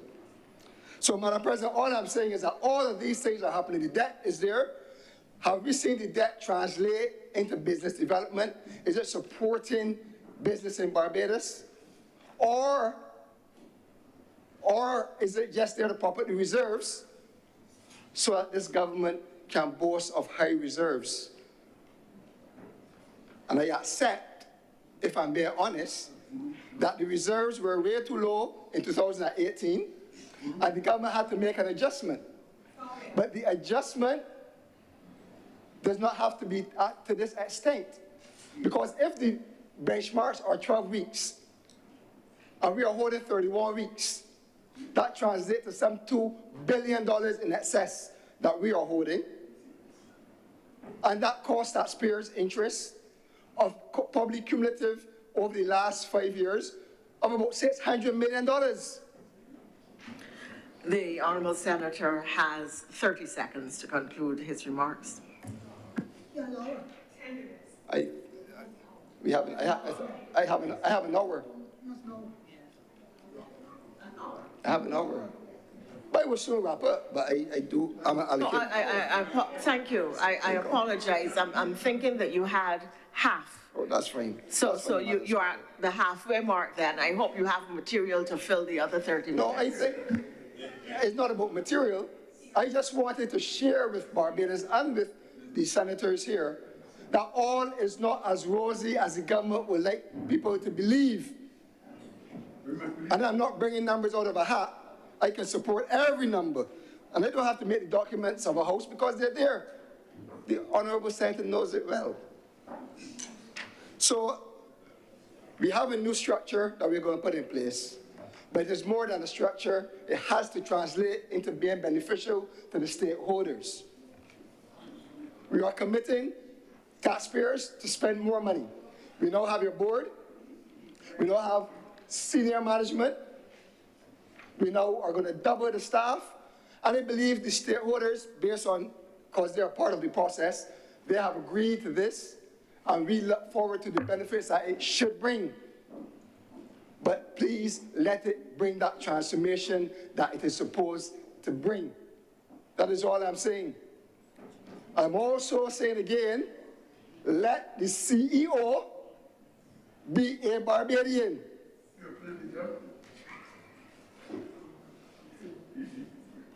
Madam President,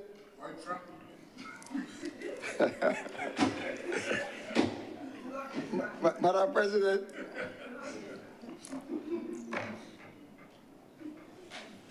I believe that the business community, not I believe, I know, all facts indicate that the business community wants any structure to work. They want Business Barbados to work. I want Business Barbados to work. Let it work.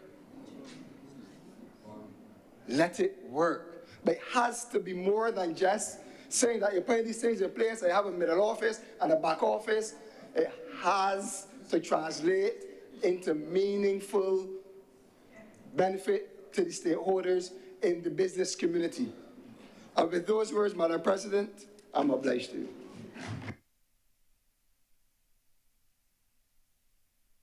Thank you very much, Senator Walters.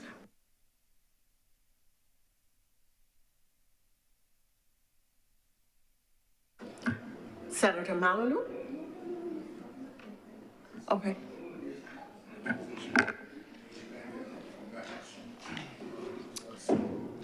Madam President, thank you for recognizing me. Would you like me to sit? Okay, thank you. Madam President, sorry, let me just get my documents here together. Thank you for recognizing me. First of all, Madam President, I would like to compliment the Leader of Government Business on an extremely compelling presentation on the need for the reform to CIPO. I have stood here on many occasions and complained bitterly, many times. So I think she's done a fabulous job of explaining all of these things that we have seen. There have been times when people have said that the business community complains too much. So I'm very pleased that government recognizes all of these things and are being addressed. I stand, Madam President, this afternoon here, not just as an independent senator, apparently in the correct order, which is government, opposition, and then independent senator, as I learned today. But I also stand, as I usually get criticized, as a businessman. I'm usually criticized, a man when you're not sitting in the seat, sometimes it's even you who has criticized me for being a businessman, but I do not have any reason to be embarrassed about that. I am not a politician, ma'am. I am also standing today as a member of the Economic Growth Council. The senator referred to the work of our chairman, Dr. Miller, one of our other members, John Williams, and I as well sit on that council. And I have a little bit of insight, therefore, as to the work that was being done, the necessity for this work, a lot that has been done by that council in supporting the work and providing information.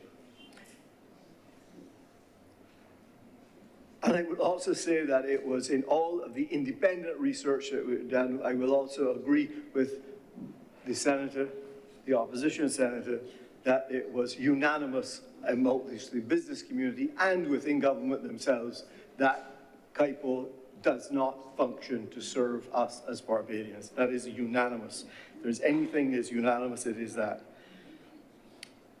So let me turn my comments to the bill itself. And forgive me, but you would know that I had on one past occasion had to use the F word in here. And I will remind you what the F word was. The word was frustration. Frustration. Frustration. And that is what we are seeking to solve. That is what this bill is seeking to solve. Move us from a state of frustration into a state of facilitation. Let's change what it is. Another F word, yes, that is correct.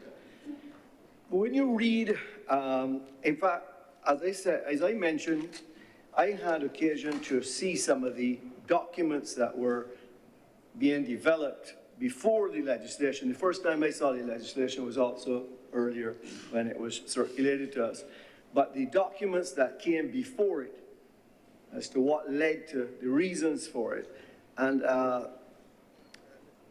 this was presented to the Growth Council.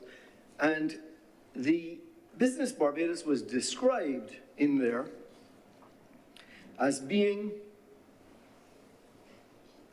a business facilitation product of Brand Barbados sitting between Invest Barbados and Export Barbados. Those are the words.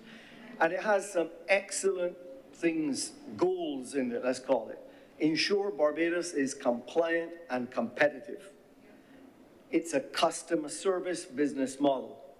Modernize practices, digital and innovative technology. Realigning, retool, and retraining the existing staff. All of these great things. 3 pillars: registry, advisory services, intellectual property. All of this seems to be what we need, plus execution. Because all of this is great words on a piece of paper until we get to actually execute it. And that, I think, is where I am concerned. I am concerned. And let me start my few comments really on Article 6, which describes the function of Business Barbados. So while I have the background, Madam President, of all of the things that we discussed leading up to why these changes were needed, when I actually saw the piece of legislation, I was disappointed, especially in Article 6. Article 6 spells out the functions of Business Barbados. And I won't read it verbatim, but fundamentally it says that the functions of Business Barbados are to administer the Act, advise government on matters related to the Act, and to do such things as necessary to give effect to the Act. It almost read to me like a circular reference. The function of Business Barbados is to do that which the Act is, and the Act creates Business Barbados. I would have thought we would have seen many of the other things that are described. I would have thought, like, for example, if I look at the Barbados Investment Development Corporation, CAP 340, the functions of the corporation are listed out: to advise, promote, facilitate, facilitate research, engage in export and such products, establish, expand. I could read them all, A, B, C, D, all the way down to J. Or perhaps, Madam President, if I pulled out CAP 340A, the Barbados International Business Promotion Corporation. This one, the functions of the corporation, again, in great detail: market and promote the development of international business, conduct and facilitate, encourage and facilitate investment, collaborate, a lot of detailed things. But this Act, where I am disappointed, is that it limits itself to say that the functions of Business Barbados are to administer the Act, advise government on matters related to the Act, do such other things that are necessary to give effect to the Act, do such other necessary and convenient. It seemed to me that we missed an opportunity, and I'll come to what I thought that opportunity was. Again, please don't misconstrue my comments, Madam President. I started out with saying how excited I was and what a great presentation it was. But I think that the Act lacks focus. We could have had in this bill some very clear focus as to what we expected of Business Barbados. Now, perhaps before someone rises on a point of order, Article 34 in the Act is not lost on me, which does require a business plan to be submitted to the Minister, which would likely articulate some of these things. But if I take the guidance from the Act itself, the business plan, in following what the Act said, would simply say how you're going to follow the Act. It doesn't say anything more than that. It doesn't give us any details as to exactly what's going to happen. In fact, in the presentation of Senator Cummins' presentation, I was very pleased to hear a mention of two specific things which were extremely important. Number one, Senator Cummings mentioned how we're going to review all of these pieces of legislation and get it into being proper and purpose for today. Why could that function not have been an ongoing function of Business Barbados stated in the Act, that we will continuously look at this legislation? Because that's the most important thing. According to what Senator Cummings said, she would have pointed that out. Secondly, she said, we're going to review all of the processes as to how these things are delivered. Why is that not in the Act that says that we need to do these things? So please don't be upset with me. I'm trying to make the Act better, what I would have expected that we could have seen in there. I'll move then to the functions of the board. It's made very clear in Article 8 what the functions of the board are. I had no problem with it, to be quite honest. But then when I got to Article 18, I couldn't understand what the necessity for that was. So just for those who are listening at home may not have it to their hand, Article 18 is labeled Appointment of Experts. And it's a very short article. It says, Business Barbados may appoint, on such terms and conditions as the Minister approves, such experts as it considers necessary to assist in such manner as it determines. The only reason I raise this, Madam President, is had that not have been said, was it not already implicit in the functions of the board? What did we need to know that the Minister gets to set the terms as to what these experts, as the Minister, such experts as it considers necessary? I didn't understand what the necessity was, but I'm sure I will hear what the necessity was for that. So, let me get to the one area where I am particularly disappointed that this Act does not have. All of us know, as everyone so far who has spoken has said, the challenge has been the time to get things done through KIPO. We are in nowhere, it's not to say we are a Caribbean class, or we're not anywhere close to world. We're at the bottom of the table, frankly, with this. We can't get anything done. Why did we not put a requirement within the Act to have service levels set on an annual basis and targets, all these targets that we heard about the targets that we can get from Singapore, from Turks and Caicos, from Cayman, from BVI, from St. Lucia, all the places that we are competing against to keep our business. I understand that we've researched, I understand that we know what they can do. We know how long it takes for them to do these things. It is my opinion that we should have embedded within the body of this Act a requirement of Business Barbados to, on an annual basis, tell us what the targets are and tell us what the actual achievements are, and to tell us then what they're going to do to get to that world class. I'm not asking you to stipulate, it's not my suggestion to stipulate within the Act what those targets would be, because they will change from year to year. That will happen, and different legislation will create different targets. But I think with transparency, what we have missed here is the opportunity to require Business Barbados through this bill to publish, in my opinion, on an annual basis the targets, and on an actual basis every quarter what they're actually doing. We must hold them accountable for what we say we're going to do. And it's a disappointment to me that... Madam Chair, I rise on a point of order. I've reluctantly risen, but the Honourable Senator is misleading the House. And the Honourable Senator is continuing to speak about operational matters that don't belong in legislation. I believe the Honourable Member has been in the Senate long enough that he knows that there are certain things that belong in legislation and there are other things that are operational in nature and will be derived. There is no way that a new entity being created with a new board to come in, with new leadership to come in, that the government on the outside is going to be as prescriptive in legislation as opposed to in operational procedures, as the Honourable Senator is outlining. It is a matter that he has raised on more than one occasion, and we have answered on more than one occasion. There are things that belong in legislation, and there are things that are operational. The items that the Honourable Member is speaking about are operational matters, and whether he asks it on this occasion or the multiple times that he asked it in legislation, they don't belong in legislative frameworks.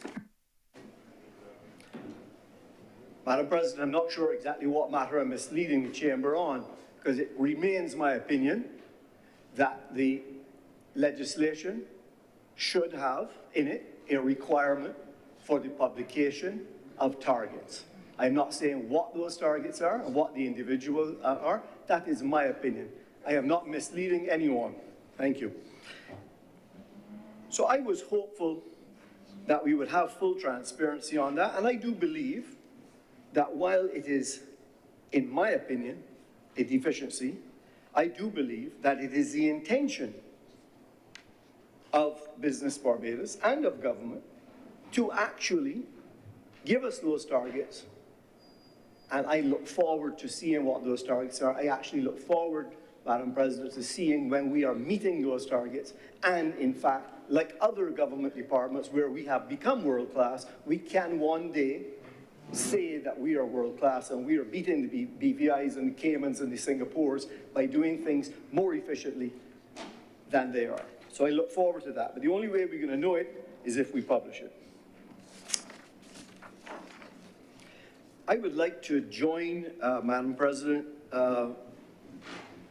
Senator Walters, in calling for a look at Article 26.1, which I think perhaps has put two requirements together in one in terms of calling it an audit.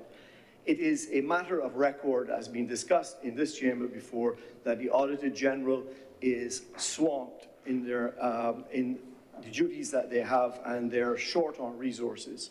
I believe that the audit for financial purposes could have been separated from the requirements under the Public Finance Act, which is properly done by the Auditor General, and that we could have had this entity, which is a brand new, clean entity, and it is administering and is going to be holding companies in Barbados to requirements under the Companies Act, which requires audits to be done within periods of time, to hold itself to that own standard. And that would have been better done by a private audit on the financial side and keeping the Auditor General's responsibility under the Public Finance Act. So I will agree with Senator Walters on that.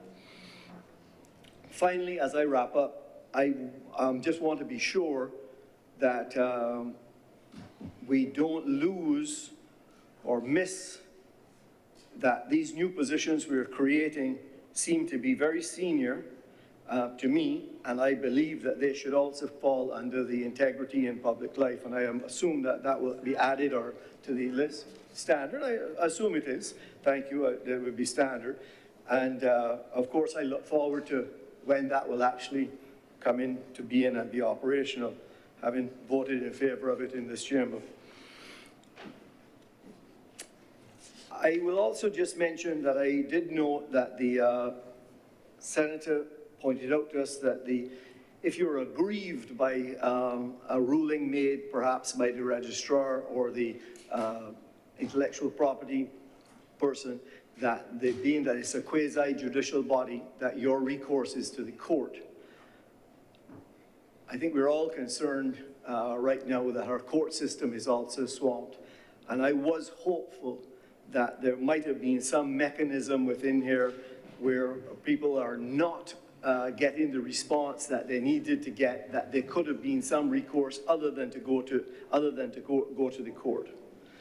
So, Madam President, those are my points on the bill. I want to finish where I started, though, and commend the government on making this fundamental change. I do believe that it is what is needed, but I do think that at the end of the day, it will be the execution of this that will be the judge of whether or not we have achieved anything with it. I have the full faith in the minister who has led the debate on this bill, that it can be done. I believe that all the stakeholders have expressed their willingness to do it. I have pointed out a couple of things which are, in my opinion, shortfalls in it. But with those few words, you are assured of my support. Thank you. Thank you very much, Senator Malalou. Madam President, I'd like to move the suspension of the sitting of the House until 2:35 p.m. The question is that the Honourable Senate be suspended until 2:45 p.m. this afternoon. All those in favour, please say aye. And those against, please say no. I imagine that the appreciation was for the extra 5 minutes. We thank the Honourable Leader of the House.